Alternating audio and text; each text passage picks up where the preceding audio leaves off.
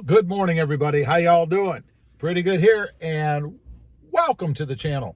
Hey, today I want to get on here and talk about some stuff that bothers me. Why I dread taking my Tacoma in for service. You know, it's getting to be about time. I need to take it in. I need to have the oil changed and all that good stuff, the million-point inspection, everything that they do. But I really dread taking my Tacoma in for service. Why? Here are 10 reasons why. First of all, when they change the seating position. You know, it takes a long time to get the seat in the truck the way that I want it. You know, I'm always finagling with it, adjusting it, moving it front and back, everything else. And when I finally get it the way that I want it, it comes time to take it in for service. And for some reason, the person that gets in it feels that they've got to be comfortable driving it from where I parked it to a service bay about 20 feet away. I don't know why that is. Maybe they take it out and go to lunch. I don't know, but that drives me nuts. Right along with that, number 2 is the steering wheel position is changed. You know, almost as bad as trying to get the seat position right is trying to get the steering wheel right. You know, it's you move it up and down, you pull it forward and back. I mean, it's crazy, right? The stuff that we go through, although you don't have that many adjustments on the Tacoma. So when you do get it right, you kind of like it to stay that way. And why do they move it to begin with? Again, it's not like they're taking a cross-country trip in it or something, right? Now, it's going to be even worse when I get to 2020 because the seating position has 50 million different ways to adjust it. It may take forever to get it right. I don't know. Next up, number 3, and I've had this happen a couple of times, not with the Tacoma, but when I've taken other vehicles in, and that is the radio station has changed. What? Why? I'll never understand that. I mean, it's not like, I hope, they've got the truck inside and they keep it turned on auxiliary or whatever and play the radio station for their own entertainment while they're doing the work. I mean, maybe they do. I don't know. But it's just one of those little pet peeve type things, right? I mean, when I have the station where I want it in my truck, I want it to be there when I get back in it. There's no reason they should mess with that. The next one, number 4, car wash. Now, I know this may be a little controversial. I know a lot of people out there, they like to take their truck in and have the service done and have them wash it while it's there. They get it back. It's all nice and shiny and all that stuff. But the problem is, they don't do it the same way that I do it. They don't take the same care that I do. You know, if they run it through one of those car washes that, God forbid, has those long, dangly spaghetti things that scrape all over your truck as they run it through, I mean, how many vehicles do you think they run through that thing a day? And how often do you think they replace or clean those little spaghetti things? So what they are like dirt embedded sandpaper, scratching across your truck as they go, right? Drives me nuts. And I always tell them, don't wash my truck. I've actually had them do it a couple of times when I said not to. What are you going to do? Make them repaint it? Good luck. Number 5, oil drips. You know, you get it home, and I keep my garage pretty darn clean, right? I mean, I don't have chemicals anyway all over the floor and stuff. I don't have gas or oil or anything else because I don't have vehicles that leak, you know?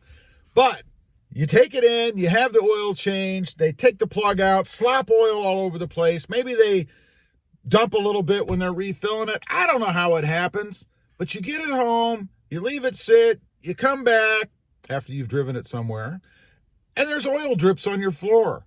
Why? That doesn't happen when I do it. I don't get oil all over the place. I mean, it's not like I'm having a party and squirting oil all over the place.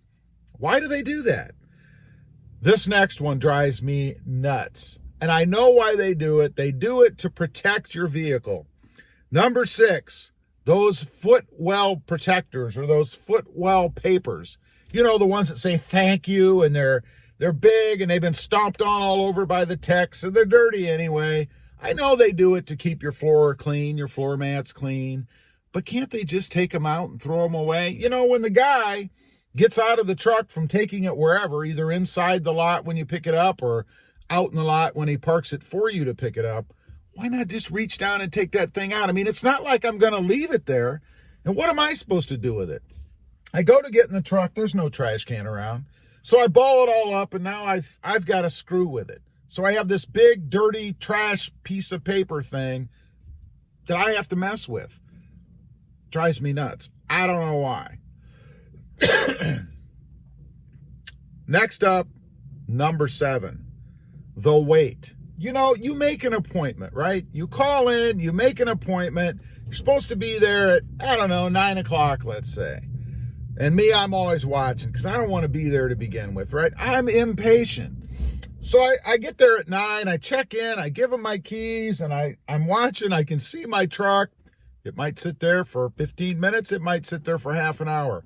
I'm at the dealership for 2 hours for an oil change. Why? I made an appointment. Why did I make an appointment? I don't know.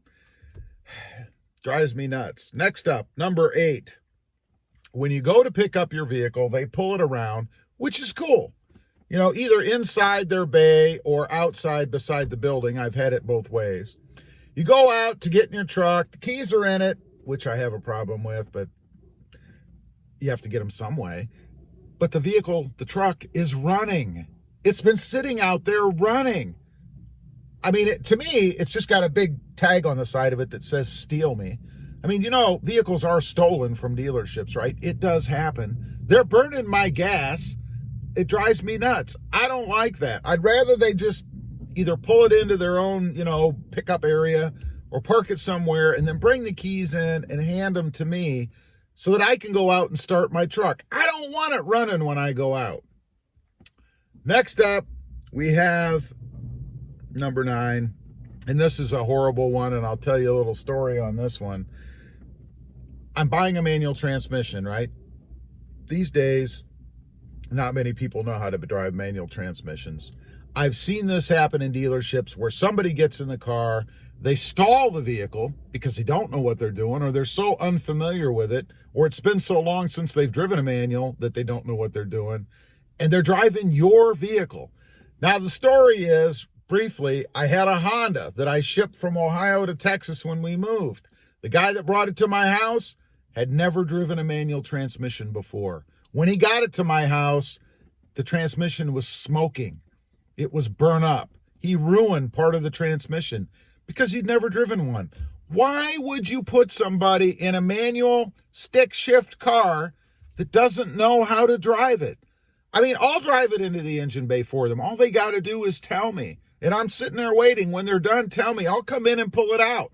I would much rather do that than have somebody jump in that has no idea how to drive a manual, or it's been so long since they have that they're putting wear on my transmission. That's going to really drive me nuts once I have this 2020, let me tell you.